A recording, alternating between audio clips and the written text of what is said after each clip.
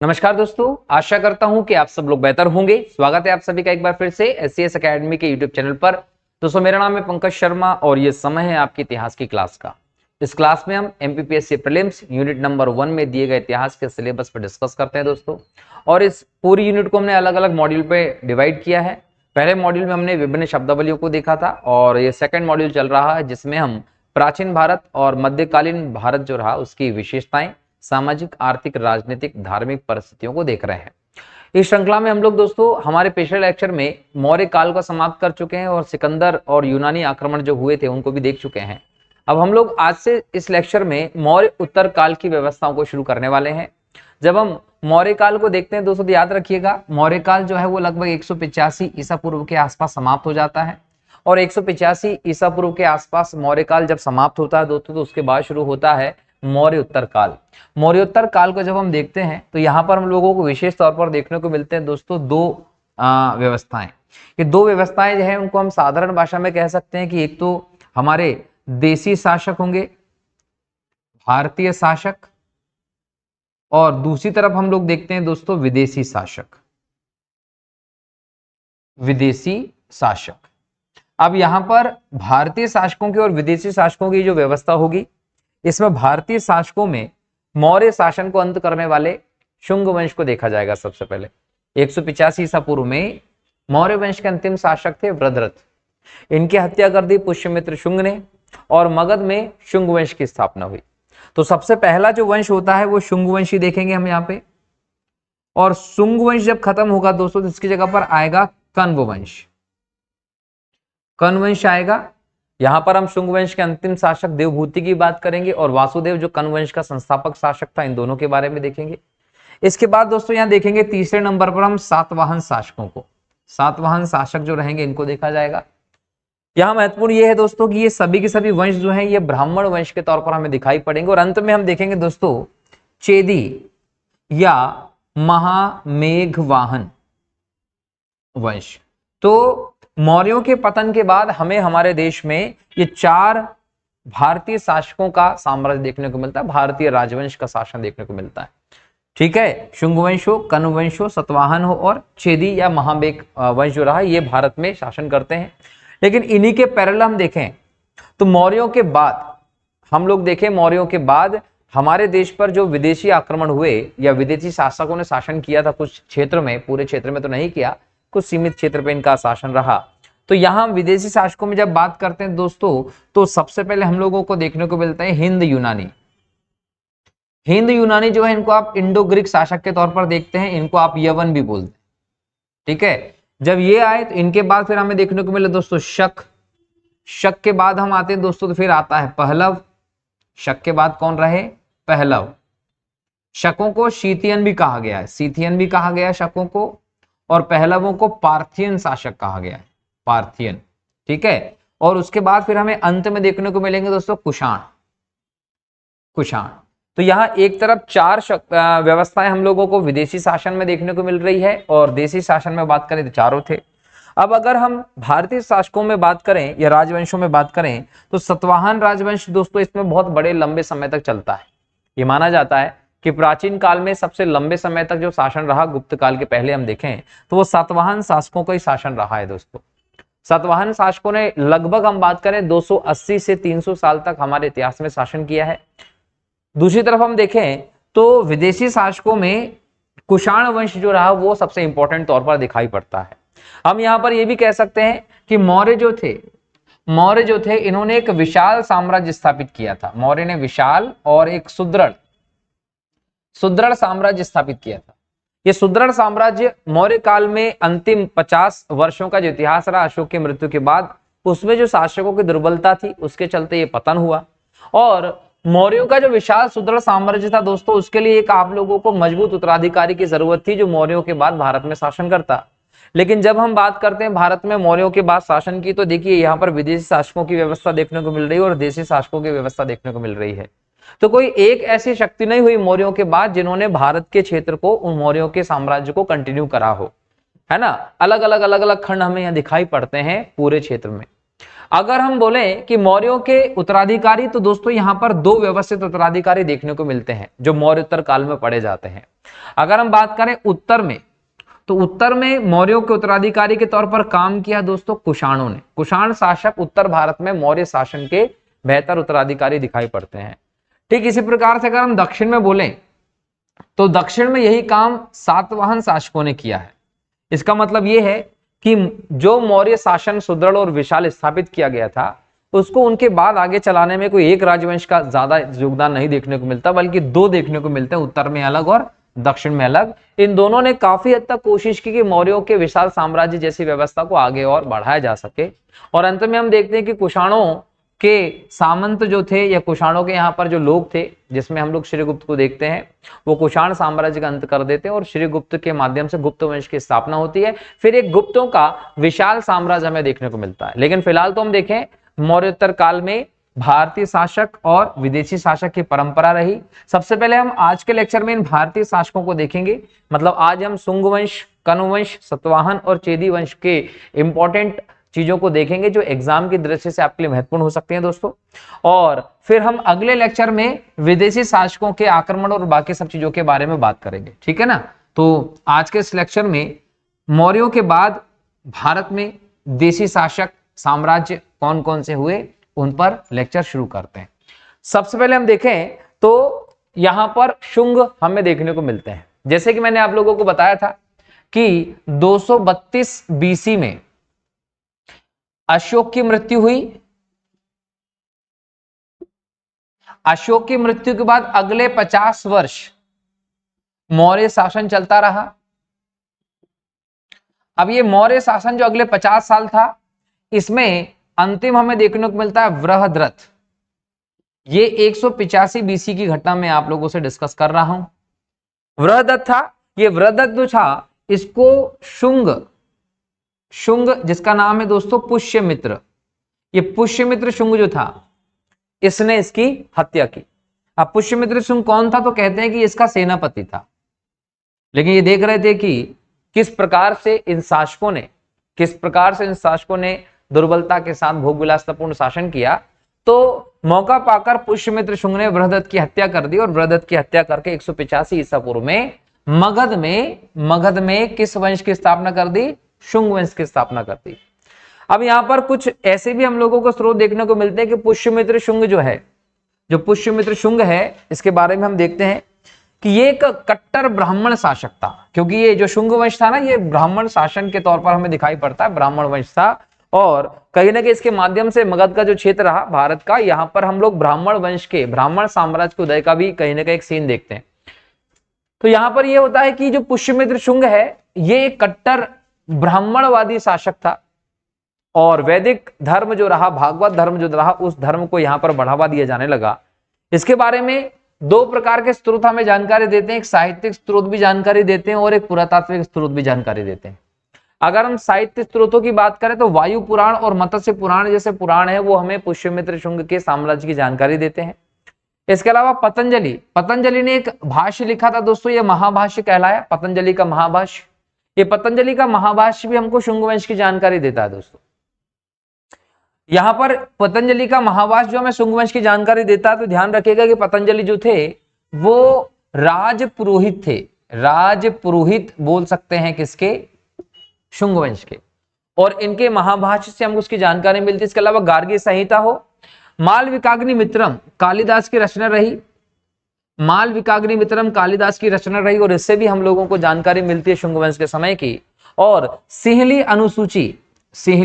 अनुसूची ये बौद्ध ग्रंथ है, दिव्यावदान, इससे भी हम लोगों को जानकारी मिलती है किसके समय की, शुंग वंश की जानकारी मिलती है। इसके अलावा अगर हम अयोध्या अभिलेख की बात करें, बेसनगर अभिलेख की बात करें या भरूच लेख की बात करें, ये तीनों के तीनों पुरातात्विक स्रोत हैं जो हमें शुंग वंश की जानकारी देते हैं दोस्तों। तो शुंग वंश की जानकारी के कई सारे स्पष्ट और ठोस लिखित और पुरातात्विक प्रमाण हमें मिलते हैं, जिनके आधार पर हम लोगों को पता चल जाता है कि वो पुष्यमित्र शुंगी था जिसने मौर्य वंश का अंत किया था। अब यहां हम लोगों को जानकारी मिलती है दिव्यावदान जो सिंगली अनुसूची कहती है कि पुष्य धर्म का पुत्र था पुष्यमित्र शुंग और सेनापति था बृहद्रथ की सेना में। और पतंजलि इसके राजपुरोहित थे और पतंजलि से ही पुष्यमित्र शुंग ने अश्वमेध यज्ञ करवाए थे। कितने अश्वमेध यज्ञ करवाए थे? तो जानकारी मिलती कि 2 अश्वमेध यज्ञ करवाए थे। किसने? पुष्यमित्र शुंग ने। किससे करवाए थे? पतंजलि से, जो इनके राजपुरोहित थे। और पतंजलि के ही महाभाष्य से हम लोगों को इस बात की जानकारी मिलती है। इसके अलावा मैंने आप लोगों को कहा है कि इसको कट्टर ब्राह्मण शासक कहा गया। और कई बार हम लोग ऐतिहासिक व्यवस्था को जब देखते हैं तो बताया जाता है कि ब्राह्मण शासक जो रहे, इनका बौद्ध धर्म से बैर रहा। क्यों? क्योंकि ये माना गया था कि बौद्ध धर्म जो था वे के प्रतिक्रिया स्वरूप स्थापित हुआ था उत्तर वैदिक काल के वैदिक धर्म के खिलाफ। जो उत्तर वैदिक काल ब्राह्मणों के सर्वोच्चता का काल माना जाता था, तो ब्राह्मणों के वर्चस्व का काल था। तो उस ब्राह्मणों के वर्चस्व को चुनौती के तौर पर बौद्ध धर्म की व्यवस्था हम लोग देखते हैं। तो ऐसे में माना गया कि बौद्ध धर्म और ब्राह्मण धर्म का एक आपस में बोले तो कॉन्ट्रडिक्शन दिखाई पड़ता है। और यहाँ पर जो पुष्यमित्र शुंग था वो एक कट्टर ब्राह्मण शासक था। तो बोला गया कि पुष्यमित्र शुंग एक बौद्ध धर्म विरोधी शासक था और ब्राह्मण शासक था। लेकिन यह हम लोगों को यह भी समझना होगा कि अगर पुष्यमित्र शुंग ब्राह्मण विरोधी शासक रहा होता तो ना तो इसने भरूच की स्थापना करवाई होती, मतलब इसके समय ही भरूच स्तूप बना था। और इसके अलावा जो सांची का अभिलेख है, सांची का जो अभिलेख है वो अशोक ने बनवाया था। अब सांची का अभिलेख जो अशोक ने बनवाया था, ये अभिलेख की जो रेलिंग है, सांची का जो स्तूप है, सांची का जो स्तूप है ये अशोक ने बनवाया था। और सांची के स्तूप की जो रेलिंग है दोस्तों, ये रेलिंग का निर्माण पुष्यमित्र शुंग ने करा था, इस बात की जानकारी मिलती है। तो अगर पुष्यमित्र शुंग बौद्ध धर्म का विरोधी शासक था तो यह संभव नहीं है कि सांची के स्तूप की रेलिंग बनवा दे। वो क्यों करवाएगा? वो तो तोड़वा देगा अगर ऐसा कुछ होगा तो। अच्छा, कई जगह पर यह भी कहा गया है कि बौद्ध विरोधी शासक था तो अशोक ने 84,000 स्तूप बनवाए थे, उन स्तूपों को नष्ट करवाने वाला शासक पुष्यमित्र शुंग था। तो यहां पर यह भी समझना होगा कि अगर वो इतना बड़ा बौद्ध धर्म विरोधी शासक रहा होता तो कई स्तर पर देखें तो इसने बौद्ध भिक्षुओं के साथ अत्याचार भी किया होता और फिर वो सांची के स्तूप की रेलिंग और आदि काम नहीं करवाता। तो कहीं ना कहीं अतिशयोक्ति भी हम इतिहास में देखते हैं कि पुष्यमित्र शुंग की व्यवस्था के खिलाफ दिखाई पड़ा। अगर हम इसके विजय अभियान की बात करें दोस्तों, तो मालविकाग्निमित्रम जो है वो जानकारी देती है कि विदर्भ पर आक्रमण किया पुष्यमित्र शुंग ने। और इस समय विदर्भ का शासक था जो तो यज्ञसेन की चचेरी बहन थी जिसका नाम था मालविका। तो मालविका जो रही दोस्तों, उसकी और अग्निमित्र की प्रेम कथा जो थी वो हम लोगों को मालविकाग्निमित्रम में दिखाई पड़ती है। साथ ही साथ हम यहाँ ये भी देखते हैं कि जो प्रेम कथा थी वो तो मिलती, लेकिन पुष्यमित्र शुंग की विदर्भ पर विजय हुई, इस बात की जानकारी भी हमें देखने को मिलती किससे? मालविकाग्निमित्रम से। इसके अलावा खारवेल यहां पर दोस्तों कलिंग का शासक रहा। इसके हम लोगों को मगध पर आक्रमण करने के साक्ष्य मिलते हैं कि कलिंग राजा खारवेल ने मगध पर आक्रमण किया और पुष्यमित्र शुंग को हराया था। इस बात की जानकारी हम लोगों को हाथी गुम्फा अभिलेख जो कलिंग राजा खारवेल का, इससे भी मिलती है और मालविकाग्निमित्रम से भी हम लोगों को इस बात की जानकारी मिलती है। इसके अलावा एक और चीज आप लोग बताएंगे कि यवन बोले तो हिंद यूनानी वाले चैप्टर में इसको डिटेल में पढ़ेंगे। हिंदू यूनानी जो थे ये इंडो ग्रीक शासक इनको कहते हैं। ये इंडो ग्रीक शासक जो थे इन्होंने भारत पर आक्रमण किया था 183 बीसी में। और आक्रमण करने वाला जो शासक था ये बैक्टीरिया से आए थे दोस्तों। इनमें डेमेट्रियस प्रथम हम लोगों को मिलता है। तो डेमेट्रियस प्रथम हिंदू यूनानी शासक था जिसने भारत पर 183 बीसी के आसपास शासन किया था। तो हमें ये पुष्यमित्र शुंग के समय इस आक्रमण की जानकारी भी मिलती है। और कुछ स्रोत ये भी कहते हैं कि यवनों के और हुणों के आक्रमण को पराजित करने का काम जो है, विफल करने का काम जो है वो अग्निमित्र शुंग ने किया था, क्योंकि अग्निमित्र शुंग जो है वो पुष्यमित्र शुंग का बेटा था। अब हम यहाँ पर पुष्यमित्र के उत्तराधिकारी की बात करें तो विदिशा का उस समय उपराजा या शासक था अग्निमित्र शुंग, ये इसका योग्य उत्तराधिकारी हुआ दोस्तों। इसके बाद हम बात करें तो वसुज्येष्ठ, वसुमित्र, आंध्रक, पुलिंदक, घोष, वज्रमित्र, भागवत और देवभूति जैसे उत्तराधिकारी हुए शुंग वंश में। यहां पर देवभूति जो था दोस्तों वो शुंग वंश का अंतिम शासक था। लेकिन यहां पर भागभद्र की जानकारी हम लोगों को मिलती है। भागभद्र जब पुष्यमित्र शुंग का शासन में आगे बढ़ाता है, बाद में वंशज होता है, तो ये दोस्तों इसके समय पर जानकारी मिलती है कि हेलियोडोरस नामक एक राजदूत जो था, यूनानी राजदूत, वो भारत आया था। अब हेलियोडोरस भारत आया, उसके से हम लोगों को पता चलता है कि भागवत जो है ये भागवत धर्म से बहुत ज्यादा प्रेरित हुआ था, और भागवत धर्म से प्रेरित हुआ था और इसने भागवत धर्म को स्वीकार कर लिया था। हेलियोडोरस के समय हम लोगों को जानकारी मिलती है कि गरुड़ स्तंभ स्थापित किया गया, जो हमें इसके संदर्भ में जानकारी देता है कि हेलियोडोरस आया था और इस समय भागवत धर्म की व्यवस्था देखने को मिली।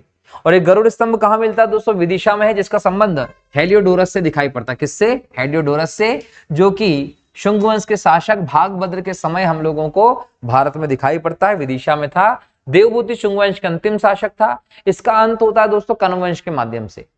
कण्व वंश के शासक वसुदेव जो होता है दोस्तों, वो देवभूति की हत्या कर देता है और फिर मगध में कण्व वंश की स्थापना हो जाती है। अगर हम शुंगकालीन कला की बात करें दोस्तों, तो याद रखिएगा विदिशा का गरुड़ स्तंभ हो, भाजा का चैत्य एवं विहार हो, अजंता का नवा चैत्य हो, नासिक तथा कार्ले के चैत्य हो, मथुरा के अनेक यक्ष यक्षियों की मूर्ति हो, इन सबका विकास हमें शुंग काल में देखने को मिलता है। और साथ ही साथ इनके विकास के साथ हम लोगों को इस बात का भी उत्तर मिल जाता है कि पुष्यमित्र शुंग कट्टर ब्राह्मण शासक भले ही रहा हो, लेकिन इसने अन्य धर्म के साथ अन्याय नहीं किया। याद रखिएगा, अन्य धर्म के साथ अन्याय नहीं किया। तो इसी के साथ हम ये भी कह सकते हैं कि 84,000 स्तूपों को नष्ट करने की जो घटना है वो भी एकाएक अतिशयोक्ति का ही रूप हो सकती है कि अशोक ने 84,000 स्तूप बनाए भी थे, 84,000, और उनको नष्ट भी पुष्यमित्र शुंग ने करवाया था। ऐसा नहीं है, बल्कि पुष्यमित्र शुंग ने रेलिंग बनवाई थी सांचू के स्तूप की, जो कि हम लोगों को रायसेन में मिलता है, मध्य प्रदेश के बेतवा नदी के किनारे पर। बराबर दोस्तों। इसके अलावा भरूच स्तूप भी इसके समय का ही हमें दिखाई पड़ता है, और कई सारे ये सांस्कृतिक हम उदाहरण देख सकते हैं शुंगकालीन कला के जो हमें देखने को मिले। अब यहाँ पर हम कुछ विशेष बिंदु भी देखेंगे कि शुंग काल में विदिशा जो है दोस्तों, विदिशा का राजनीतिक और सांस्कृतिक महत्व बढ़ गया था।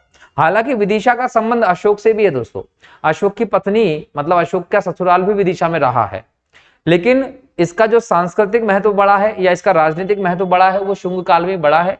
शुंग काल में संस्कृत भाषा का पुनरुत्थान हुआ दोस्तों, संस्कृत भाषा में कई सारे ग्रंथ लिखे जाने लगे थे इस समय तक। मनुस्मृति का जो संकलन हुआ दोस्तों वो शुंग काल में हुआ है, जो हिंदू धर्म में एक बड़ी न्याय संहिता धार्मिक शास्त्र है। भागवत धर्म का उदय, भागवत धर्म बोले तो वैष्णव धर्म का उदय और विकास भी हम लोगों को शुंग काल में देखने को मिलता है। स्तूप निर्माण में पत्थरों का प्रयोग जो किया जाता है दोस्तों, वो भी शुंग काल में शुरू होता है। और ब्राह्मण धर्म के पुनर्जागरण का काल भी शुंग काल माना जाता है। क्यों?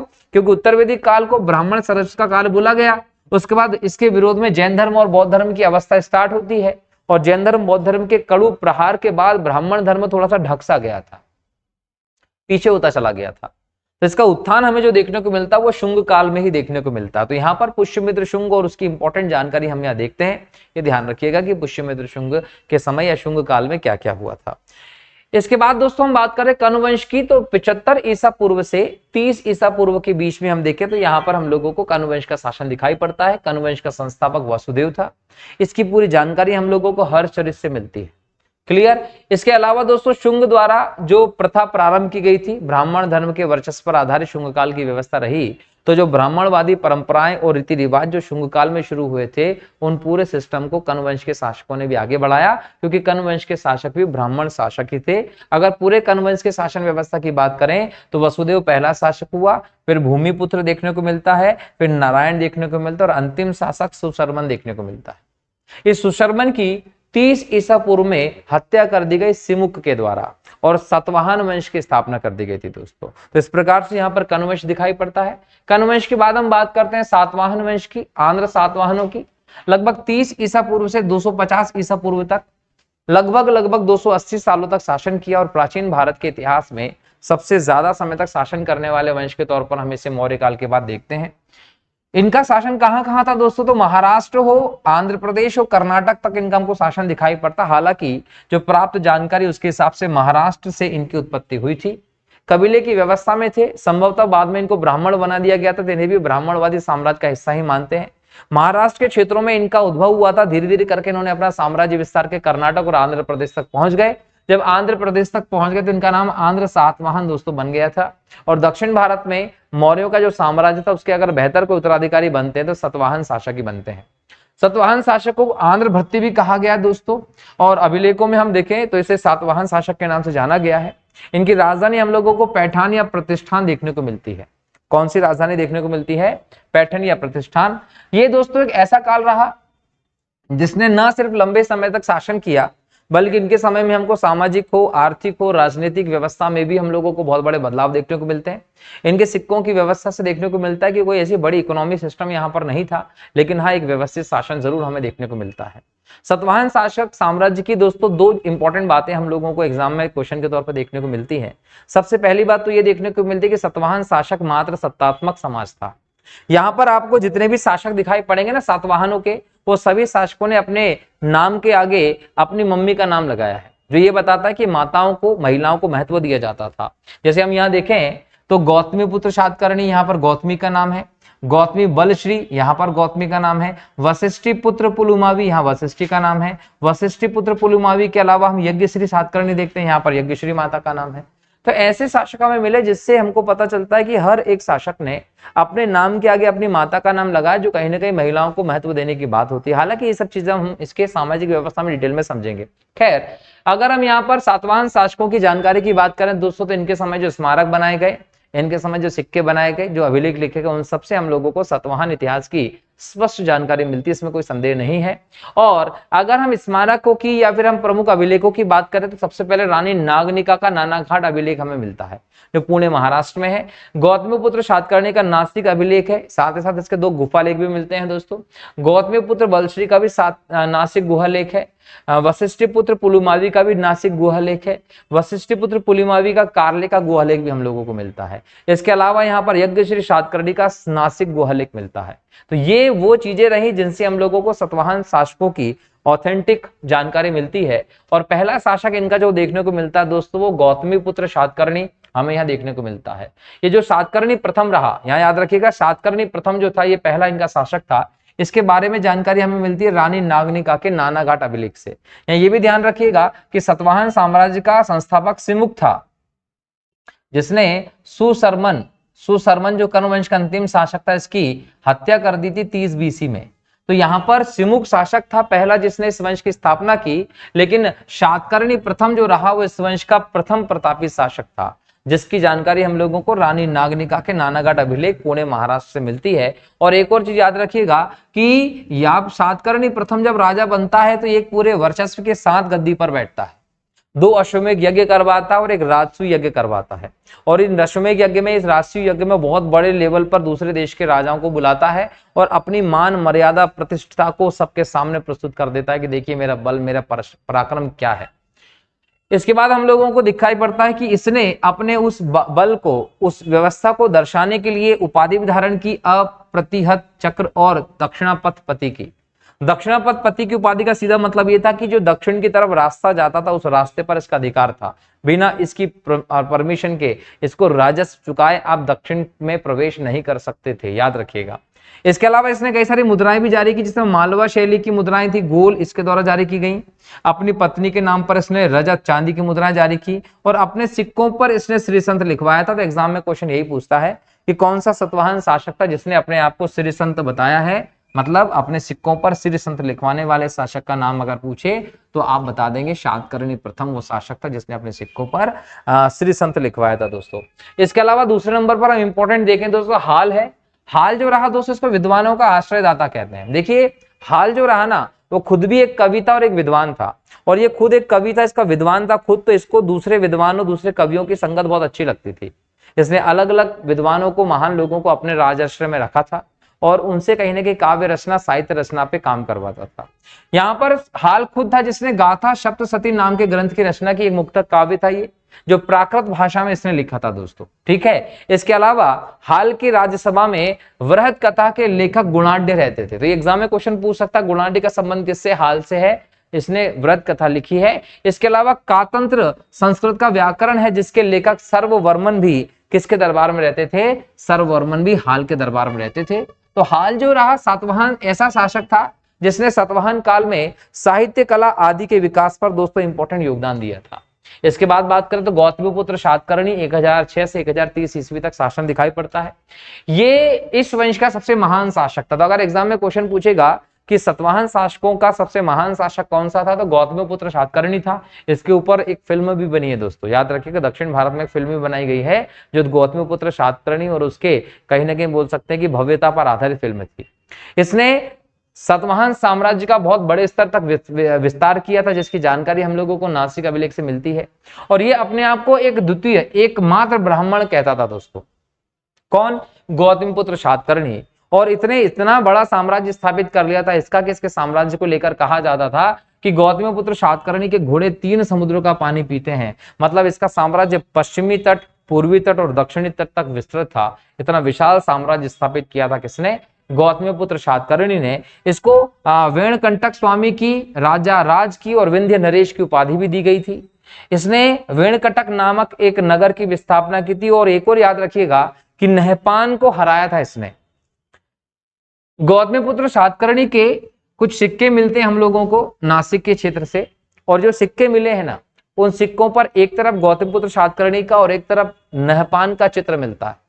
ये इस बात का सबूत का प्रमाण होता है दोस्तों कि गौतमीपुत्र सातकर्णी ने नहपान को हराया था। और यहाँ नहपान कौन है? ये नहपान था दोस्तों शक शासक। शक शासक था नहपान, इसको हराने का काम किया था किसने? गौतमीपुत्र सातकर्णी ने। इसके बाद आता है दोस्तों वशिष्ठ पुत्र पुलुमावी, जो 130 से 154 ईस्वी तक शासन करता है।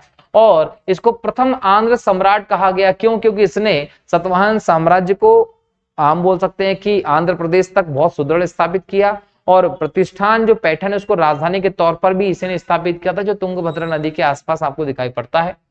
रुद्रदामन को 2 बार हराने वाला शासक था दोस्तों वशिष्ठ पुत्र पुलुमावी। इसको दक्षिणा पथेश्वर और पुलुमावी कहा गया है। इसके अलावा पुलुमावी जो रहा दोस्तों, इसके बाद आपको श्री सातकर्णी, और श्री सातकर्णी के बाद स्कंद सातकर्णी जैसे राजा दिखाई पड़ते सतवाहन साम्राज्य में, जो इस साम्राज्य को आगे बढ़ाते। लेकिन इनके बाद यज्ञश्री सातकर्णी एक ऐसा शासक होता है जो 174 से 203 ईस्वी तक शासन करता है। और ये सतवाहन साम्राज्य का एक अंतिम महत्वपूर्ण शक्तिशाली राजा माना जाता है। इसके बारे में ऐसा कहते हैं कि जो यज्ञश्री सातकर्णी है दोस्तों, इसने सतवाहन साम्राज्य की जो खोई हुई प्रतिष्ठा थी उसको दोबारा से स्थापित करने का प्रयास किया था। और इसके बारे में इसके सिक्के इसकी ज्यादा जानकारी देते हैं। जब इसके बारे में इसके सिक्कों से इसकी जानकारी मिलती है तो हमें पता चलता है कि यह व्यापार और जल यात्रा का प्रेमी था, क्योंकि इसके सिक्कों पर हम लोगों को जहाज के चित्र मिलते हैं। ऐसा ही एक और शासक हम गुप्त काल में पढ़ेंगे, समुद्रगुप्त, जिसके सिक्के पर भी जहाज का चित्र मिलता है, जिससे उसके संगीत यात्रा के प्रेमी होने की खबर मिलती है। वैसे ही हम लोगों को यज्ञश्री सातकर्णी के सिक्कों पर हमें जहाज का चित्र मिलता है, जिससे हम लोगों को पता चलता है कि व्यापार का और जल यात्रा का प्रेमी था। इसके सिक्कों पर मिलता है कि आंध्र प्रदेश, महाराष्ट्र, मध्य प्रदेश, गुजरात आदि क्षेत्र थे जहां जहां इसके सिक्के मिलते हैं। और इसके बाद जब इसकी मृत्यु हो गई, जब हो गई तो पूरा के पूरा सतवाहन साम्राज्य दोस्तों विखंडित हो गया और अलग अलग भागों में बढ़ता चला गया था। ये भी हम लोगों को समझने की जरूरत है, ठीक है। लेकिन यहाँ पर एक बात ध्यान रखिएगा कि इनके साम्राज्य के विखंडन का जो सबसे बड़ा कारण दिखाई पड़ता है वो इनकी शासन व्यवस्था में मौजूद था। इसकी शासन व्यवस्था पर जब गौर करेंगे दोस्तों तो ध्यान मिलेगा कि इनकी शासन व्यवस्था सामंत व्यवस्था पर आधारित थी। आप सामंत को आप कैसे समझेंगे दोस्तों, तो मैं साधारण रूप से इसको बताने का प्रयास करता हूं। एक तरफ होता था राजा और एक तरफ होती थी प्रजा। ये प्रजा का काम होता था टैक्स देना, किसको? राजा को। और राजा प्रजा से टैक्स प्राप्त करके अपने काम को चलाता था। लेकिन राजा टैक्स वसूल करने के लिए अलग अलग अधिकारियों को लगाता था और अधिकारी प्रजा से टैक्स लेकर राजा को प्रदान करते थे। लेकिन यहां पर आता है दोस्तों एक बिचौलिया। इस बिचौलिए ने कहा कि भाई एक काम करिए कि हम आपके लिए सारा काम कर देंगे और आपको टैक्स दे देंगे, बदले में आप इसका एक हिस्सा में दे दीजिएगा। तो यहाँ पर मान लीजिए कि प्रजा से टैक्स वसूल किया 10% और राजा को कितना दे दिया? 9%। 1% जो बच जाता था वो कौन रख लेते? बिचौलिए रख लेते। ऐसा पूरा काम सेटलमेंट किया गया और इन बिचौलियों को सामंत कहा जाने लगा दोस्तों। अब सबसे इंपॉर्टेंट बात यह थी कि समय के बीतने के साथ साथ इन सामंतों की इनकम बढ़ गई। जैसे इनकी इनकम बढ़ी थी, इन्होंने अपनी सेना बनाना शुरू कर दी और धीरे धीरे करके अपनी सेना को राजा की सेना के साथ रिप्लेस करना शुरू कर दिया। राजा को इन्होंने यही आइडिया दिया कि महाराज अपनी सेना काय को रखते हो, हमारी सेना दे देंगे, इससे लड़ाई कर लेना। तो यहाँ पर राजा ने खुद की सेना को कमजोर कर लिया और अपनी सेना में सामंतवाद की व्यवस्था के तहत उस पर निर्भरता बढ़ा दी। अब बाद में क्या हुआ कि जो सामंत रहे उन्होंने बाद में या तो राजा को हरा दिया क्योंकि उसकी सेना को अपंग कर दिया गया एक प्रकार से, और या फिर उसकी सेना की निर्भरता के कारण खुद राजा के क्षेत्र में अपना ज्यादा रोल निभाने लगे। धीरे धीरे करके सामंत शक्तिशाली हो गए और बाद में इन्होंने अपने आप को मजबूत पाकर कई सारे राजाओं को हटाकर उनकी जगह पर अपना साम्राज्य स्थापित कर लिया। ऐसी व्यवस्था में सातवाहनों के संदर्भ में भी देखने को मिलती है। सातवाहनों के काल में जब हम अंतिम शासक की बात करते हैं दोस्तों, यज्ञश्री जो शक्तिशाली अंतिम शासक था, इसके बाद हम लोगों को पता चलता है कि सातवाहन साम्राज्य जैसे तैसे चल तो रहा था, लेकिन ये अलग अलग खंडों में विभाजित हो गया। और अलग अलग खंडों में विभाजित होने का सबसे बड़ा कारण कोई थे तो वो थे सामंत लोग थे। इसके अलावा पूरे शासन व्यवस्था को अलग अलग इकाइयों में बांटा गया था दोस्तों। सबसे ऊपर हम लोग राष्ट्र की इकाई देखते थे और उसके नीचे जाएं दोस्तों तो हम लोगों को जिला जैसे अधिकारी और नीचे तक ग्रामीण व्यवस्था देखने को मिलती थी। जिला जो होता था उसको आहार कहते थे। यहाँ पर हम लोगों को अमात्य और महामात्य जैसे अधिकारी देखने को मिलते थे। सबसे निचले स्तर पर ग्रामीण व्यवस्था थी दोस्तों, जिसका प्रशासक गौलमिक होता था। ये गौलमिक के पास कुछ राजनीतिक अधिकार प्राप्त थे। ये अपने यहाँ पर एक सैनिक टुकड़ी रखता था, उस सैनिक टुकड़ी का प्रधान होता था। इस सैनिक टुकड़ी में 9 रथ होते थे। इस सैनिक टुकड़ी में 9 हाथी होते थे, 25 घोड़े होते थे और 45 पैदल सैनिक होते थे।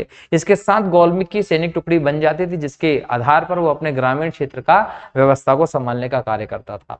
इसके अलावा अगर हम प्रशासनिक व्यवस्था की बात करें दोस्तों, तो पूरी तरीके से सामंतवादी व्यवस्था से इनकी प्रशासनिक व्यवस्था में प्रभावित दिखाई पड़ती है। आर्थिक व्यवस्था की जब बात करते हैं तो सातवाहन काल में कृषि हो, व्यापार हो, वाणिज्य हो, ये सभी का प्रगति का काल रहा है। अगर हम राज्य की आय का प्रमुख साधन देखें दोस्तों तो कृषि प्रधान इकोनॉमी देखने को मिलती है और 1/6 के आसपास उपज का जो भाग था वो कर के तौर पर सातवाहन राजा लेते थे, जिनसे इनका काम चलता था। इसके अलावा जुर्मानों से भी इनको पैसा मिलता था, मेले लगाते थे उससे भी इनको पैसा मिलता था, चुंगी कर आयात निर्यात की व्यवस्था जो थी उससे भी इनको पैसा मिलता था। तो अलग अलग स्रोत हम लोगों को मिलते राज्य की आय के, लेकिन प्रमुख जो था वो 1/6 कृषि था। व्यापार की प्रगति हम लोगों को यहाँ देखने को मिलती है दोस्तों। व्यापार की हम बात करें तो आंतरिक और बाहरी मतलब अंदर के क्षेत्र से भी व्यापार होता था और विदेशी व्यापार भी होता था। तो जल मार्ग और थल मार्ग दोनों मार्गों से होता था। यहाँ पर अगर हम विदेशी व्यापार की बात करें तो श्रीलंका हो, जावा हो, सुमात्रा हो, ऐसे कई अलग अलग क्षेत्रों से व्यापार हमारे देश का चलता था। इसमें मध्य एशिया के जो देश रहे दोस्तों, ईरान वीरान, यहाँ से भी व्यापार की हमें जानकारी पर्याप्त मिलती है। यूनान तक से हम लोगों को व्यापार की जानकारी मिलती है। इसके अलावा वाणिज्य के क्षेत्र में भी यहाँ पर हमें प्रगति देखने को मिलती है। किसके समय में? सातवाहन के समय में। जो व्यवसाय होते थे दोस्तों एवं उनके अलग अलग शिल्पी होती थी, इनको श्रेणियां कहा जाता था और उन श्रेणियों के प्रमुख को श्रेष्ठिन कहते थे। ये भी आप लोगों को ध्यान होना चाहिए। अगर हम सातवाहन साम्राज्य की दोस्तों इकोनॉमी की बात कर रहे हैं तो हमें इनकी मुद्रा व्यवस्था पर ध्यान जरूर देना होगा। चांदी, तांबे के, इसके अलावा दोस्तों अलग अलग धातुओं को मिलाकर, जिसमें सीसा भी मिला देते थे, जिसमें ये बोल सकते हैं कि सोना भी मिला देते थे, ऐसी पंच धातु की एक मुद्रा बनती थी। इसको कर्षापण कहा जाता था। यहाँ सोने के सिक्के जो जारी किए गए थे उनको स्वर्ण कहा जाता था। ठीक है। और एक और चीज याद रखिएगा कि सातवाहन साम्राज्य था, इसमें चांदी के, तांबे के, सोने के तो मुद्रा थे ही थे, है ना। इसके अलावा शीशे की भी मुद्रा चलाई गई और पोटीन की भी मुद्रा चलाई गई। यहाँ पर सोने के सिक्के हमें ज्यादा देखने को नहीं मिलते, जिसके आधार पर हम कह सकते हैं कि निम्न कोटि के धातु के सिक्के बहुत ज्यादा चलाए गए थे। इसका मतलब इनकी इकोनॉमी जो थी वो कोई ज्यादा सुदृढ़ इकोनॉमी के तौर पर दिखाई नहीं पड़ती थी दोस्तों।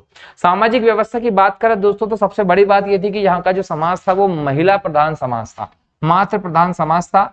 इसकी जानकारी कैसे मिलती है? अलग अलग अभिलेखों में जो राजा थे सातवाहनों के, उनका नाम जो मिलता है उनकी मम्मी के नाम से शुरू होता है। जैसे गौतमीपुत्र शातकर्णी, वशिष्ठिपुत्र पुलुमावी, यज्ञश्री शातकर्णी। इसका मतलब महिलाओं को इंपॉर्टेंस दी गई थी। लेकिन यह दूसरी चीज भी समझना है, क्या महिला प्रधान तो थी, लेकिन जो परिवार का मुखिया होता था, परिवार का जो मुखिया होता था ना दोस्तों, वो पुरुष ही होता था। अच्छा, परिवार का मुखिया पुरुष होता था वो भी ठीक था, और उत्तराधिकारी जो बनाने का निर्णय था, उत्तराधिकारी भी किसको बनाया जाता था? पुरुष को ही बनाया जाता था। अब बताइए किस प्रकार का मात्र प्रधान समाज था कि आप उत्तराधिकारी भी पुरुष को बना रहे हैं और परिवार का मुखिया भी पुरुष हो रहा है। अगर आयोजन बड़े बड़े किए जाते हैं वहां पर भी पुरुष को ही आगे कर रहे हैं, तो अकेले अपने नाम के साथ नाम के आगे माता का नाम जोड़ने से ही मात्र प्रधान समाज नहीं हो जाता। लेकिन एग्जाम में क्वेश्चन आए कि सातवाहनों के समय किस प्रकार की व्यवस्था थी दोस्तों, तो याद रखिएगा मात्र प्रधान समाज देखने को मिलता है। ये बोला जाता है कि दक्कन का जो क्षेत्र रहा महाराष्ट्र का, यहाँ पर ये कबीलाई प्रवृत्ति के लोग थे जिन्होंने अपने साम्राज्य को स्थापित किया और अपने साम्राज्य को बाद में बढ़ाते बढ़ाते इन्होंने स्वयं को ब्राह्मण के तौर पर घोषित कर दिया और सातवाहन साम्राज्य भी ब्राह्मण के उत्कर्ष का साम्राज्य माना गया था दोस्तों। अगर हम इस समय के साम्राज्य व्यवस्था की बात करें दोस्तों, तो ब्राह्मणों को इन्होंने पर्याप्त आदर सम्मान दिया था, जो देना चाहिए था, क्योंकि इनका वंश भी दोस्तों ब्राह्मण वंश के तौर पर हमें दिखाई पड़ता है। लेकिन इनके समय में एक इंपॉर्टेंट बात थी कि अंतरजातीय विवाह हमें देखने को मिलता है। अंतरजातीय विवाह के बाद हमको चतुर्य वर्ण देखने को मिलते कि 4 वर्ण थे। इसके अलावा यहाँ पर दोस्तों ये भी ध्यान रखिएगा कि वर्ण संकर व्यवस्था को रोका गया था। अंतरजातीय विवाह भले ही चलते होंगे, लेकिन इसके बावजूद हमें समाज में 4 वर्णों की व्यवस्था देखने को मिलती है, जिसमें सर्वोच्च जो थे वो ब्राह्मण माने जाते थे, फिर क्षत्रिय का स्थान आता था दोस्तों, फिर वैश्य माने जाते थे और अंत में शूद्र आते थे। शूद्रों को बहुत सारी चीजों के अधिकार नहीं थे, जैसे शिक्षा हो, राजनीतिक अधिकार जो है दोस्तों हमें कम दिखाई पड़ते हैं। यहाँ पर एक बात और ध्यान रखिएगा कि महिलाओं को पर्याप्त अधिकार थे, जैसे कि पर्दा प्रथा नहीं चलती थी, महिलाओं को शिक्षित होने का अधिकार था, महिलाओं को संपत्ति में भी भागीदारी दी गई थी। ये सारे अधिकार जो थे वो महिलाओं को प्राप्त थे सातवाहन कार्यों में। लेकिन हाँ, वर्ण व्यवस्था जो थी दोस्तों वो जन्म आधारित ही थी, वंश परंपरा आधारित थी। ये भी आप लोगों को ध्यान रखने की जरूरत है किसके समय में, सातवाहन साम्राज्य के समय में। अगर हम इनके धार्मिक व्यवस्था को देखें दोस्तों, तो सातवाहन शासक जो थे वो धार्मिक रूप से सहिष्णु थे। इन्होंने सभी धर्मों के प्रचार प्रसार पर काम किया, सभी धर्मों को इन्होंने आदर सम्मान दिया, उन्हें आश्रय प्रदान किया। गाथा सप्तशती जो हाल की किताब रही दोस्तों, से हमको जानकारी मिलती है कि शिव जी की पूजा की जाती थी। इंद्र हो, कृष्ण हो, पशुपति, गौरी हो, इनका भी पूजा का उल्लेख हमें दिखाई पड़ता है। लेकिन एक जगह पर हमें इस बात के भी सबूत मिलते हैं कि कुछ सातवाहन शासक ऐसे थे जो अपने आप को देवताओं का रूप तक कहने लगते थे, उनके समकक्ष बताने लगते थे। ऐसे में हम लोगों को देखने को मिलता है कि गौतमीपुत्र सातकर्णी जो है वो स्वयं को कृष्ण कहता था, बलराम और शंकर का रूप स्वीकार करता था अपने आप को कि मैं उनका ही एक स्वरूप हूं। तो ऐसे भी शासक मिले। वहीं पर हमको गौतमपुत्र सातकर्णी का नासिक प्रशस्ति जो है वो बताती है कि अद्वितीय ब्राह्मण था। ठीक है, तो ऐसे भी हम लोगों को साक्ष्य जो है वो सातवाहन साम्राज्य के समय के देखने को मिलते हैं। लेकिन हाँ, इन्होंने बौद्ध धर्म के उत्थान के लिए भी पर्याप्त काम किया, जैन धर्म के लिए भी पर्याप्त काम किया, और ब्राह्मण धर्म के उत्कर्ष का काल भी इनका माना जाता है। जब हम बात करते हैं कला संस्कृति की दोस्तों, तो इनकी भाषा जो थी वो प्राकृत थी, लिपि जो थी ब्राह्मी थी। इनके समय में कार्ले का चैत्य भी स्थापित होता है, अमरावती का स्तूप भी स्थापित होता है। हम ये नहीं कह सकते कि दूसरे धर्मों के प्रति इनकी क्या व्यवस्था थी। सातवाहन साम्राज्य जब खत्म हुआ दोस्तों, तो सातवाहन साम्राज्य जब खत्म हुआ तो उसके बाद हमें देखने को मिलता है चेदी वंश या महामेघवाहन वंश। इसकी जानकारी हमें मिलती है राजा खारवेल के हाथी गुम्फा अभिलेख से कि महामेघवाहन ने इस वंश की स्थापना की थी, और इस वंश का सबसे महानतम शासक हमें खारवेल ही मिलता है, जिससे हाथी गुम्फा अभिलेख का संबंध है। यहाँ पर यह बताया जाता है कि दक्षिण में 3 राज्य चोल, चेर और पांड्यों को इसने हराया था, इसकी जानकारी पर्याप्त इसमें है। और उदयगिरी में 19 तथा खंडगिरी में 16 गुहा विहारों का निर्माण करवाया था किसने, हाथी गुम्फा अभिलेख के खारवेल ने। इस बात की भी जानकारी मिलती है। तो यहाँ पर हम लोगों ने ये सारी किस चीजों पर बात की दोस्तों, ये पूरी हम लोगों ने बात की उन 4 प्रमुख वंशों की जो हमें मौर्योत्तर काल में दिखाई पड़ते हैं। बस एक चीज और ध्यान रख लीजिएगा कि सातवाहन काल में एक अलग प्रकार की व्यवस्था भी हमें दिखाई पड़ती है जो पहले कभी नहीं देखी गई थी। ब्राह्मणों को भूमि अनुदान देने की जो परंपरा थी, ब्राह्मणों को भूमि अनुदान देने की परंपरा जो थी वो सातवाहन शासकों के द्वारा ही इतिहास में पहली बार शुरू की गई थी। इसके पहले हमने कहीं पर भी इस व्यवस्था को नहीं देखा कि ब्राह्मणों को भूमि अनुदान में दी जा रही है और वो भी टैक्स फ्री भूमि दी जा रही है। इसके बाद ब्राह्मणों के पास भूमि का केंद्रण दोस्तों बड़ा था, और कहीं ना कहीं फिर बाद में हमें इसके अलग परिणाम देखने को मिलते हैं। और दूसरी इंपॉर्टेंट बात जो हम कहते हैं दोस्तों वो ये कि सामंतवादी व्यवस्था जो गुप्त काल की इंपॉर्टेंट विशेषता के तौर पर दिखाई पड़ती है, और कहीं ना कहीं हमारे देश में जो स्वतंत्र राज्य स्थापित होते हैं बाद में जाकर, उन स्वतंत्र राज्यों की स्थापना के पीछे भी सामंतवादी व्यवस्था में दिखाई पड़ती है। या हम ये कहें कि हमारे देश में जो मुस्लिम आक्रमणकारी सफल हो गए, उन मुस्लिम आक्रमणकारियों की सफलता के कारण जो सामंतवादी व्यवस्था थी जिसने भारत के एक अखंड स्वरूप को छोटे छोटे क्षेत्रों में खंडित कर लिया, वो कहीं ना कहीं हमें सातवाहनों के साम्राज्य से ही देखने को मिलती है। सातवाहनों के साम्राज्य पे दोस्तों हम लोगों ने जो डिटेल में डिस्कशन आज किया है दोस्तों, वो एमपीपीएससी प्रीलिम्स जो है इसके इतिहास के सिलेबस के अनुसार ही है। आप लोग उसको ये मत समझिएगा कि सर आप और डिटेल में जाकर इसका डिटेल में व्यवस्था करें, ये हमारे हिसाब से सफिशिएंट है। एग्जाम में क्वेश्चन यहाँ से आ जाएगा आपकी परीक्षा में, ठीक है। तो अगले लेक्चर में हम लोग मौर्यों के बाद भारत में विदेशी शासकों की व्यवस्था देखेंगे, जिसमें हम लोग बात करने वाले हैं दोस्तों किन पर, एक हिंदू यूनानियों पर, शक पर, पहलव पर और कुषाणों पर। यहाँ पर जो हमारा अध्ययन का मूल केंद्र होंगे दोस्तों वो कुषाण होंगे, और कुषाणों में भी हम कनिष्क के बारे में ज्यादा डिस्कस करेंगे। तो अगले लेक्चर को भी आप जरूर देखिएगा, जो लोग पहली बार हमारे यूट्यूब चैनल से जुड़े हैं, पहली बार हमारे लेक्चर को देख रहे हैं, वो चैनल को सब्सक्राइब जरूर कर लीजिए और अपने दोस्तों के साथ भी जरूर शेयर करिएगा दोस्तों। ठीक है, तो मिलता हूं अगले लेक्चर में नए टॉपिक के साथ। तब तक के लिए बहुत बहुत शुक्रिया दोस्तों। जय हिंद, जय भारत, वंदे मातरम, जय श्री राम।